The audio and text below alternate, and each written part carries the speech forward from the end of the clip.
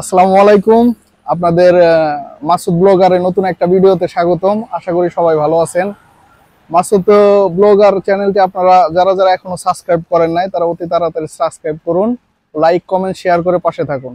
আমি এই মুহূর্তে লেবানন থেকে বলতেছি। এখন যুদ্ধ পরিস্থিতির পরবর্তীতে লেবাননের পরিস্থিতি খুবই ভালো, খুবই খুবই সুন্দর পরিস্থিতি আছে, স্বাভাবিক পরিস্থিতি আছে। যদি আপনারা কেউ লেবানন আসতে চান তাহলে আপনারা ভালো একটা অফিসে গিয়ে ভালো একটা দালালের মাধ্যমে, দালাল ছাড়া তো আসলে বিদেশে আসা যায় না, ভালো একটা দালালের মাধ্যমে আপনারা কাগজপাতি জমা দিয়ে আসতে পারেন। এখন যে পরিস্থিতি আছে এই মুহূর্তে লেবানন প্রচুর পরিমাণ মানুষ ঢুকতেছে, কোনো সমস্যা নাই। আপনারা যারা যারা লেবানন আসতে আগ্রহী বা ইচ্ছুক আপনারা অতি তাড়াতাড়ি দালালের মাধ্যমে কাগজপাতি জমা দিয়ে চলে আসেন। ধন্যবাদ আপনাদের সবাইকে। মাসুদ ব্লগারের পাশে থাকুন সব সময়। হ্যাঁ বন্ধু, তাই ভাই লেবানন যদি কেউ আসতে চায়, তাই বর্তমানে কি পরিস্থিতি কি দেশে মোটামুটি ভালো?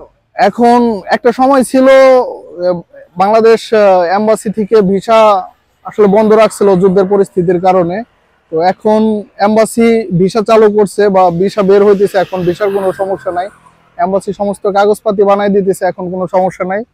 তো যারা যারা আসতে চান তারা এখন আসতে পারেন, সমস্যা নাই। মেন পাওয়ারে কি অবস্থা বর্তমানে? কি বাংলাদেশের কি সরকার কি মেন পাওয়ার চালু করছে না এই সম্বন্ধে কিছু বলে? এখন হ্যাঁ, মেন পাওয়ার সম্পর্কে কিছু বলতে চাই। কিছুদিন আগেও মেন পাওয়ার বন্ধ ছিল, কারণ আপনারা জানেন লেবাননে একটা যুদ্ধ হয়ে গেছে। তো এই কারণে মেন পাওয়ার ভিসা সবকিছু বন্ধ ছিল। তো বাংলাদেশ সাফারার রিকোয়েস্টে ডক্টর ইউনূস সরকার নতুন করে লেবানন আসার জন্য মেন পাওয়ারে খুলছে। তো এখন মেন পাওয়ার করা যায়, বাংলাদেশে মেন পাওয়ারে কোনো সমস্যা নেই।